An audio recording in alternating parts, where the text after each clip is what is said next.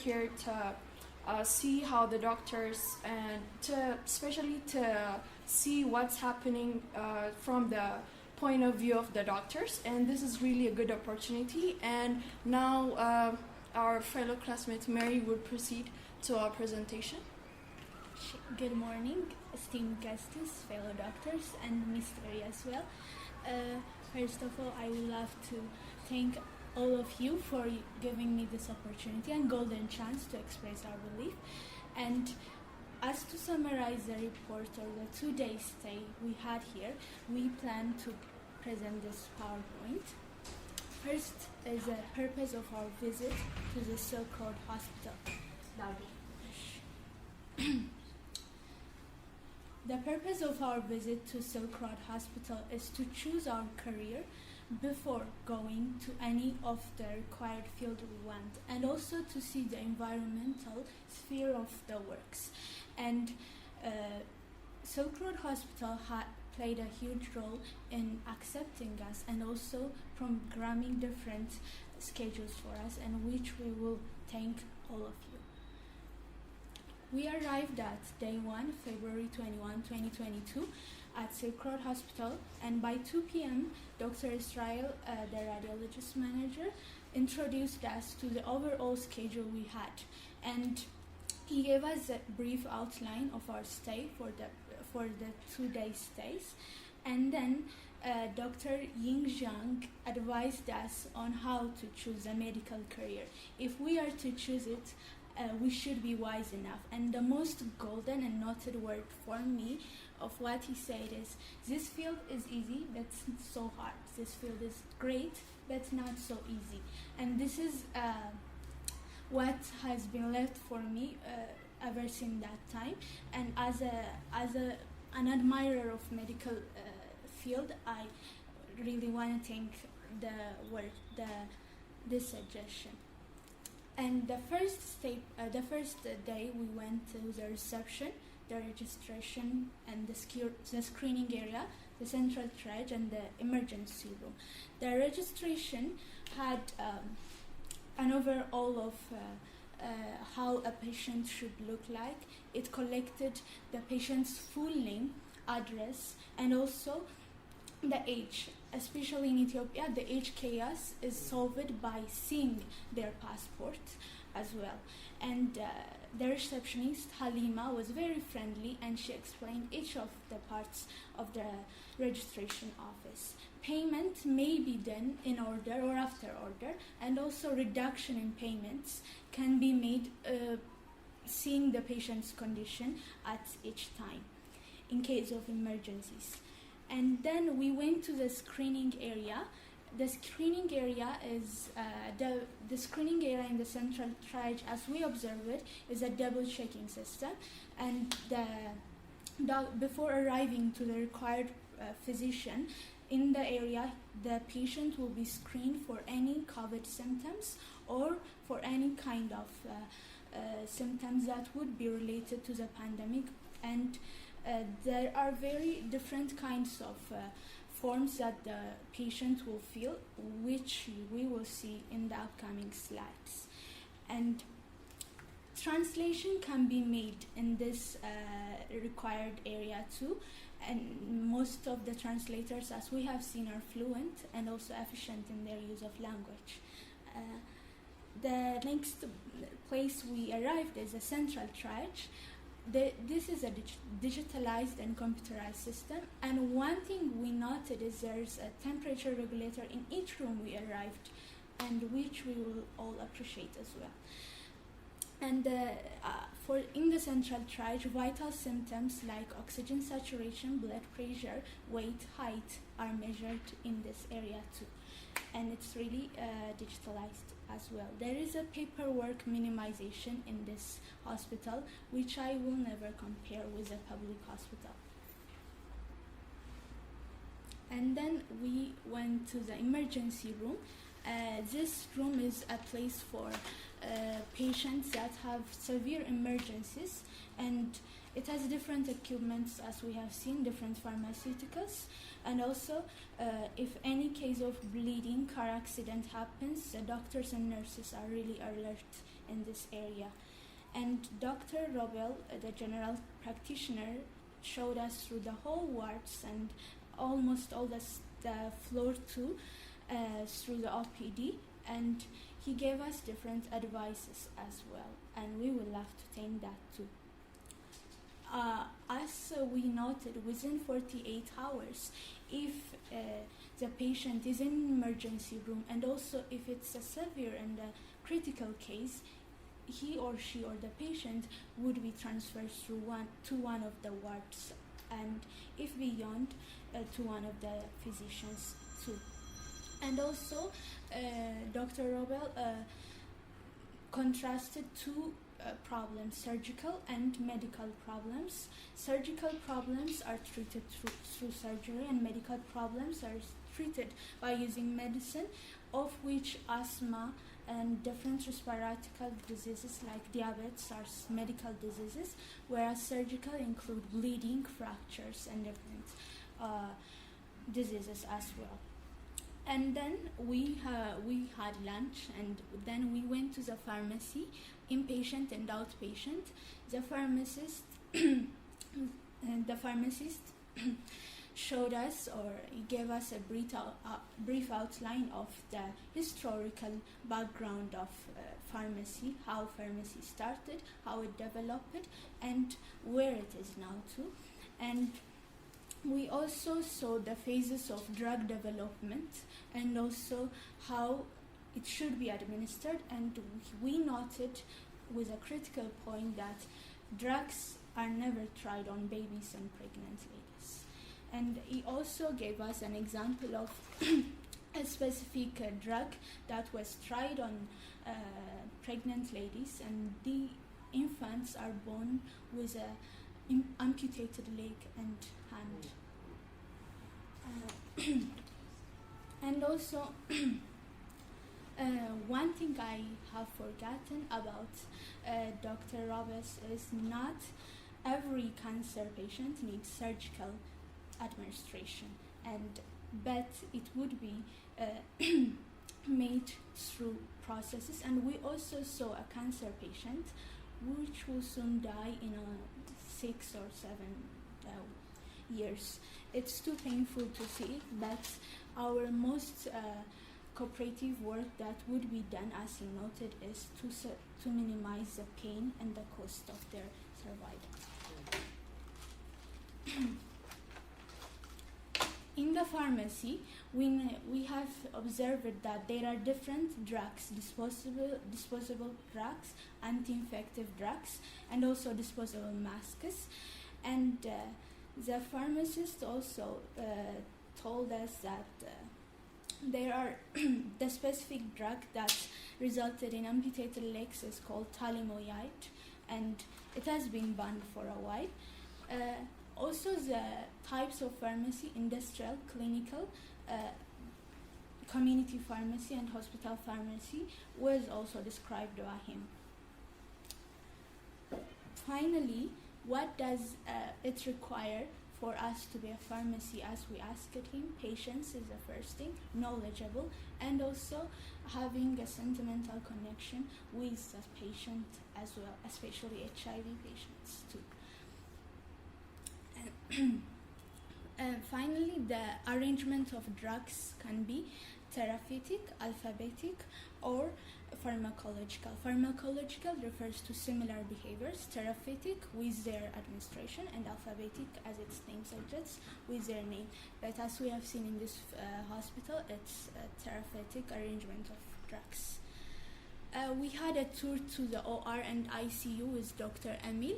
The OR and the ICU are located in simultaneous juxtaposed position, and the OR and the ICU is a place where severe cases are administered, and we have seen different equipment, standardized and also very costly, but it's worth it for the patient's survival.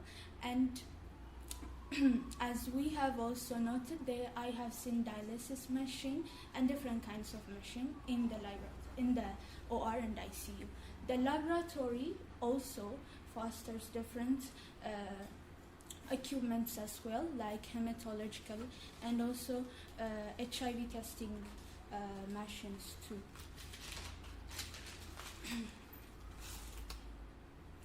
And also we have seen enzyme-based or enzyme-dependent machines as well in the laboratory. And one cool experiment we did is testing the blood group using rhesus factor, and also I have never done that, and I was really amazed and happy to do it at that time. Finally, we went to the sample processing room where different kinds of fluids like semen, urine, blood cells are checked, and we have also got the opportunity to see the structure of malaria, which I had never the chance to see it before. Finally, on day 2, Dr. Israel again noted us that we are going to go to the Radiology Department, and this I will to take a note of the pictures.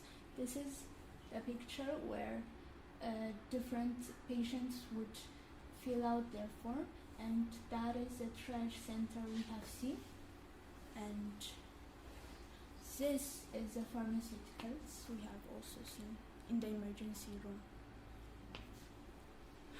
And the second day we saw CT scan, MRI, EKG and ultrasound. The radiologist, Dr. Israel, also noted that he also gave us a brief outline of the history of this specific organization, Silk Road, how it began, and it has been 3 years since it has established, and also there was a resume in other activities due to the COVID pandemic. But we also got the opportunity to see CT scan, which most of us had never seen before. And CT scan, they gave us a difference between CT scan, MRI, and ultrasound based on their use and applications and their difficulty as well. A person who is prone to CT scan too many times can have the infection of radiology in his or her body, and MRI is used to detect hard tissues, as we have also seen, and we have tasted the brain of our fellow classmates too, and which looks really good.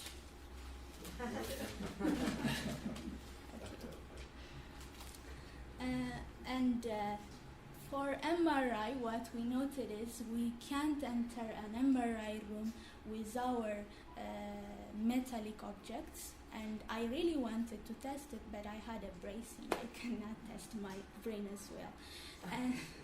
And pure gold is acceptable, as we have been noted by them.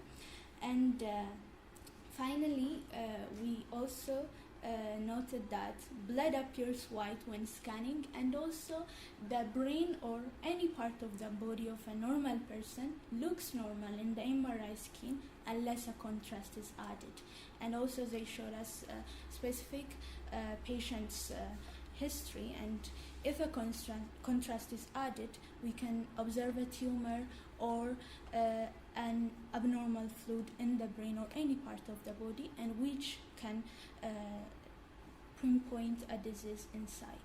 CT scan is relatively faster than MRI, as we have seen, and in 8 seconds or in 4.5 seconds we can also see the anatomical structure of the patient, and we have seen a patient inside, and we have got the opportunity to see the brain of a patient.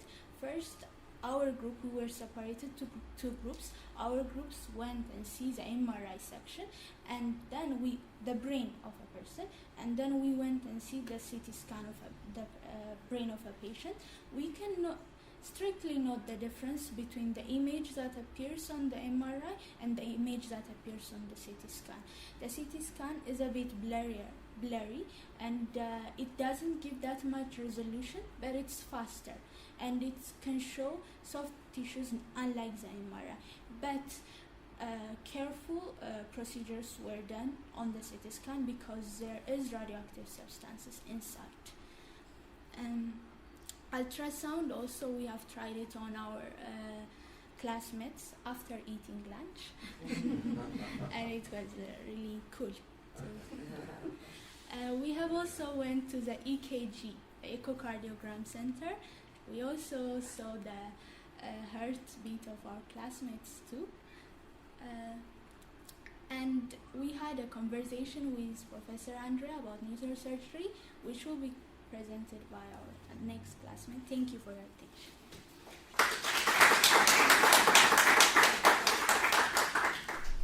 Good morning. How's everyone doing? My name is Abigail Hermes, and I'm part of the team. I was one of the interns for the past 2 days, and I want to start by thanking everyone at the back, the medical staff. It's been an honor. It's been my privilege, my greatest privilege, for everything that you've done for us for the past 2 days, to take the time, to take the space, to inspire doctors, to inspire future doctors, and to even take the time to inspire people who might not become doctors is such a wonderful thing. It's so kind of you, it's so sweet of you, and I just want to say thank you for everyone. You are amazing professionals, you're heroes, and to have spent 2 days with you has been amazing for me. Dr. Israel, thank you so much for everything you've done, for all the introduction, and everyone here, every single one of you. It's been my greatest honor. Most of what has been done has been said, and I'll only be talking about a few portions of it. So, day 2 after lunch, after we did part of the EKG, I think, we had a conversation with a neurosurgeon. A neurosurgeon, I've never really known neurosurgeons. I know what they do is really difficult, but I got the chance to sit in a room with one and to ask personal questions. So we met with Dr. Andre. It was a very inspiring time for me, to be honest, and I got to ask questions and I got to be, inspired. So Dr. Andre started by telling us how many years he spent at school. He said a total of 20 years. 20 years is 2 decades. It's 10 years. It's a lot of time. And that is when I started to develop respect for this person. To spend all of this time just for education and to come out of that area to save people's lives, I did not know if people really did that. It was amazing to spend all of this time taking time out of your own life to live for other people. So we all know how difficult it is to perform neurosurgery. It takes a lot of your time. And also, by Dr. Andre told us that you don't have a lot of time left for your personal life. You're mostly in the hospital. So that is when I started to develop respect for this person. And then there was his years in the profession. After 20 years in school, he also spent time actually performing the surgeries. So he's a wonderful professional in his field of expertise. So big respect. So after that, we asked Dr. Andre what it was like to be a neurosurgeon, what he liked, what he didn't like. What he said was the perks and the harsh parts of being a doctor. The perks, he said, was being able to save people's lives. Brain surgeries are so difficult. And to perform these surgeries and to continue the life of a human being is beyond my mind capacity. And he said that being able to do this was the biggest part of being a doctor. And he also said that, so he was actually explaining to us what it was like. He said after performing surgeries, the first thing we do is check if a patient is conscious. How we do that, he said, was we give our hands to the patient and ask them to squeeze it. And he said the moment we feel the squeeze in our hands, it's this rush of satisfaction, it's this rush of pleasantness, it's this rush of joy. He said the feeling that you will never be able to get for money. And unlike people that I have met before who do who do medicine for the sake of the title and the money, Dr. Andre just opened up a new point of view. He said that despite the fact that we get to save people's lives, it also has its very harsh and difficult parts. He said the most prominent difficult part was dealing with stress. He said more than most surgeons, the lives of a patient is in our hands. So the ability to continue the life of a patient is in our hands. So we're taking the risk of being able to continue someone's life or to not is in our hands. He didn't need to speak further to help me see just how stressful that can be. To save people's lives is huge. It's really big. And he said that dealing with the stress might be the most difficult part. He said that alcohol wasn't really a smart choice. So we asked him what else he did. He said religion. He said his connection with his faith really helped him to deal with the stress. To know there was an upper being always gave me peace, he said. And also the moral support that came from his family. He said that was also something that kept him going. To know that he had a family to go back to after a long day of work, he said it was wonderful. He also said something about benign and malignant tumors. He simply said that he didn't like malignant tumors because even after removal, it was inevitable that the patient died from 5 to 6 years. To operate on a person, to perform surgery that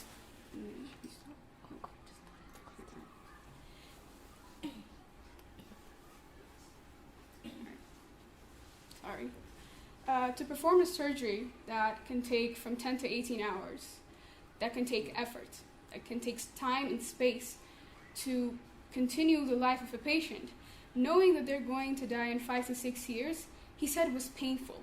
That is the exact word he used, painful. And he said he'd rather not operate on these kind of tumors.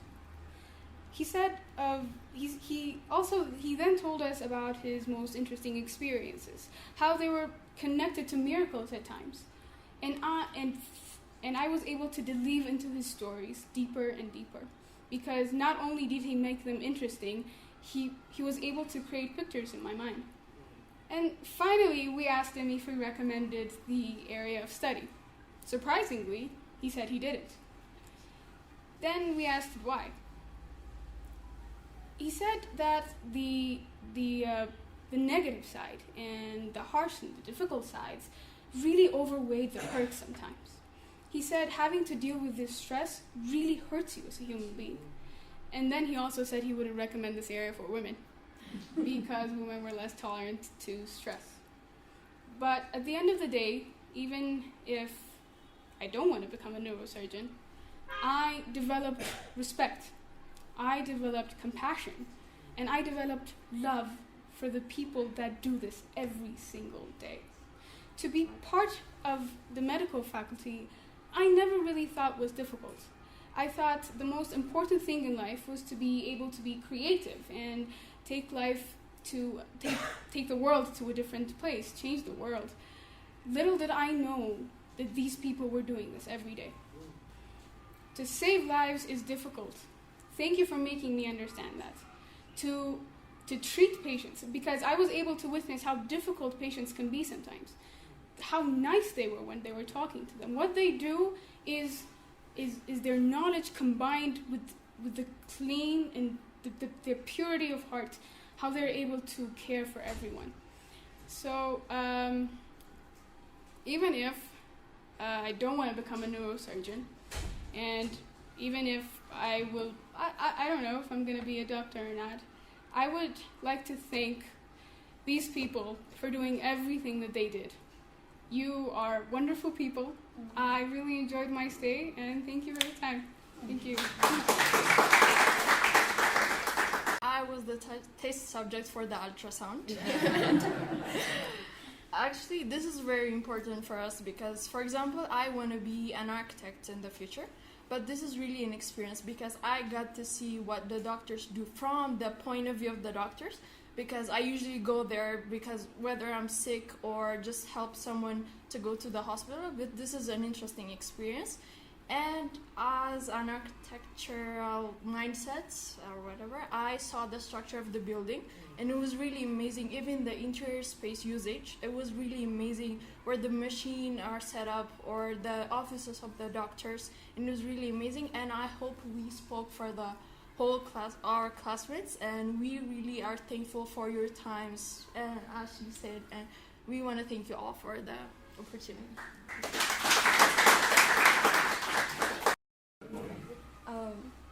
Yesterday, these past 2 days, we've spent our days at Silk Road General Hospital, and it has been quite a rewarding experience.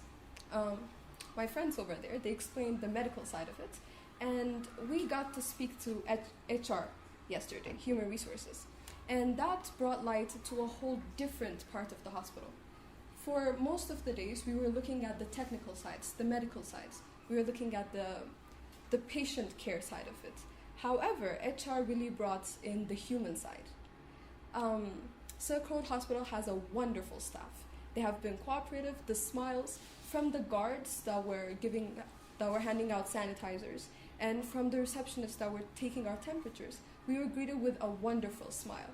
We did not hear one word of complaint, and they also answered our questions with a diligence that is beyond what most of us were able to understand. We didn't have prior education in the medical field, so sometimes the questions we asked were funny, for a lack of better words. However, they answered our questions with an earnest need to satisfy our curiosity, and it was really something that I was honored to witness. My portion of the presentation is going to focus more on the HR side of it. So we got to speak to Ms. Meretz. Thank you, by the way, using this opportunity.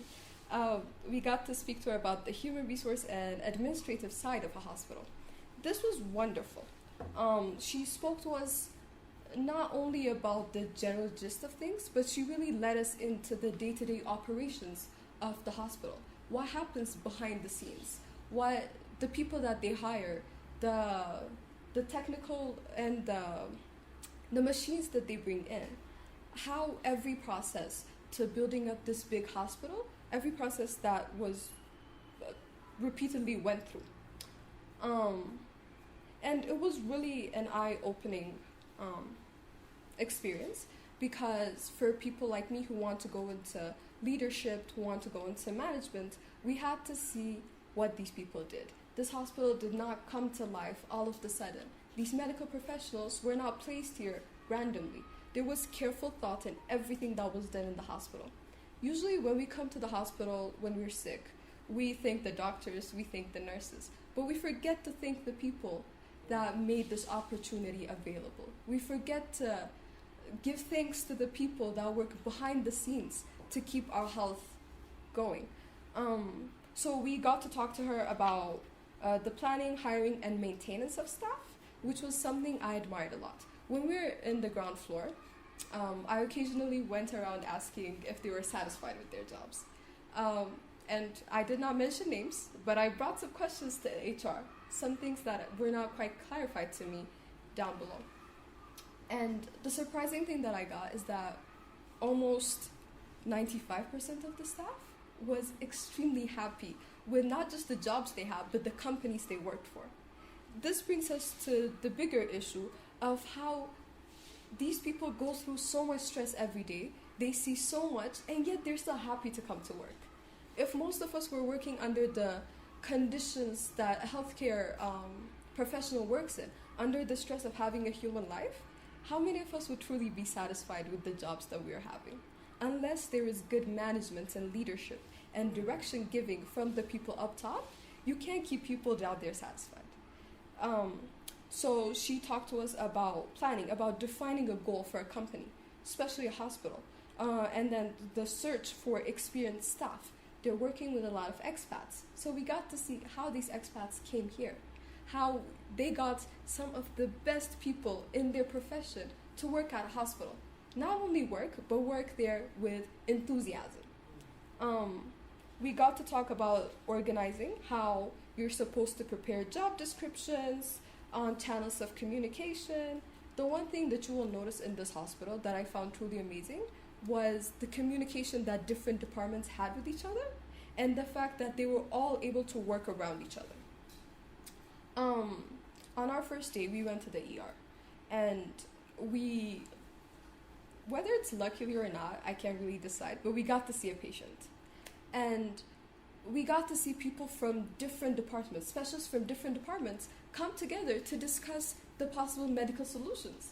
And how many of us had seen that in other hospitals where altercations did not happen when these conversations were being had? Here it was completely peaceful. Not only was it peaceful, it was cooperative. They were giving each other a chance to shine and to show their knowledge. It wasn't a sense of competition, and it wasn't a chance to show who was better than who, but it was a chance to harmonize with each other. So the synchronity, like how synchronized they are when they work, is truly phenomenal. And I got to ask about how they got that to happen. Running a company as big as this with 189 workers that come to work every day, 18 part-timers and 15 people that are outsourced, most of us cannot manage our group of friends to come together to discuss an activity. But managing such a large group of diverse people was really such a big responsibility. And then we got to talk about the development of and training that the nurses went through, that the doctors went through, the recruitment processes, also how they bought machinery from outside Ethiopia, inside here. And we got to touch up on a lot of different factors. One thing that we also got to discuss was conflict management. So this question was something that I brought up. Usually when we're working with a large group of people, conflicts are bound to arise. It's human nature to not agree on things. But how a company handles conflict management can either make or break the company. And the way that they handled conflict management was truly an amazing process to listen to, because you have to listen to both sides. You have to listen to ideas that you do not agree with. You have to propose possible solutions, and you have to monitor those solutions so that one conflict does not snowball into bigger problems. We also got to talk about the very difficult job of terminating an employee. This was also something of curiosity. And we got to hear the different steps that they went through before termination, and how termination should be viewed as the final option. It was something that had to be done after everything else had been tried, and it was not a first instinct, as most people made us to believe. One point that I really do admire about Silk Road, and that has truly reflected on the hospital, is a point that they said where Mira told us, we focus on character. We look at the character of people. We recruit character, we train skills. This is an amazing mindset to have. Most people think that just because you have a PhD, you are qualified for a job. But if you don't have the character, it's going to lead to the downfall of the company and also you as a professional. So the fact that they were able to look at character, and not only did she say this, but it was also something I noticed. When you guys walked in, the guards, how did they treat you? The receptionist is a wonderful woman called Ruhama, the person that we got the chance to meet. She welcomed me with a smile all 3 days. And as a human, I know that sometimes we have bad days where we're feeling grumpy, but not once in these 3 days have they spoken to me with a tone that was rude or something that was dismissive. They didn't treat me like a child. They didn't treat me like a kid. They treated me as an equal, someone I could ask questions to. And this reflected very, very positively on the company as a whole. And then we also got to talk about an amazing idea that they have. It's called chats. I'm pretty sure that all of the doctors and nurses here know it. It's posted everywhere. So the idea is that they're supposed to communicate clearly, work efficiently, and they're supposed to give attention to detail. It's an acronym, so it translates to certain phrases. I was quite surprised because it was everywhere and it was ingrained in my mind. Before I came to HR, that was the one question I recorded. I was like, how did you guys come up with chats? And the type of influence that it had. I could just look at the people and I read those things and I could see the character in the people. How they were very attentive, they were very polite. We got to look at some difficult clients, how they handled them. And it was really such a mind-opening experience. We also got to talk about their employment, how they were willing to employ fresh graduates, which is a really big problem. You know, with the employment crisis going on in our country where there aren't enough jobs, creating communities like this where they're willing to accept young people that are willing to learn is an important and it's a big thing to have. So I would like to thank a few people. We would like to thank a few people. And this time I would really like to name names because our appreciation to you, we give it as a group, but there were also some very unique individuals that we got to talk to that gave us not only the technical knowledge and experience, but life lessons to take with us. Dr. Israel, thank you very much. Dr. Yangjing, excuse me if my pronunciation is not okay. And also, also if I didn't get your titles right, I'm really sorry. Nurse Salim, the head nurse, thank you very much. Nurse Martha, the person that was walking around with us the entire day, managing 10 teenagers in a hospital. So we would really like to thank and appreciate you. You were willing to answer our questions, to show us things, and we really do appreciate the dedication and the warmth with which you accepted us and you gave us the knowledge. Nurse Ihon in the Central Trias Center, Nurse Meron and Hibist in the emergency room, Nurse Gideon, the screening center, Receptionist Ruhama, the person that probably welcomed all of you. Her smile was amazing, her energy was amazing. When we walked into the hospital, we walked in with so much enthusiasm because of the warm welcome that we had. Cashier Halima, who allowed me to take pictures of some forms. I was really hesitant in asking, but she was really open to let us know how the business side of things worked. Dr. Robin, the general practitioner, you spent a lot of time with us yesterday. You got to show us a lot of interesting things.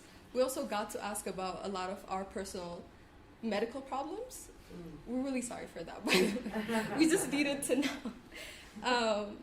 And then inpatient pharmacy, Dr. Tamri, she was amazing at explaining what each medicine did, the type of storage that they had. It was quite a phenomenal experience.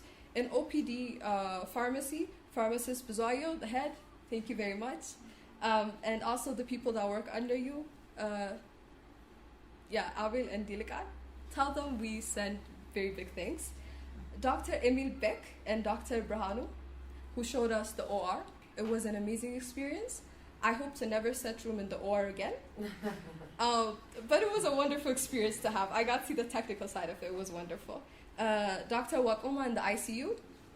Dr. Zalalam in the lab. Thank you very much, by the way. We enjoyed the different tests that we got to see. The machinery, the equipment, the cleanliness with which you handle everything is truly an exceptional example to what laboratories all over Ethiopia should be. So thank you for that.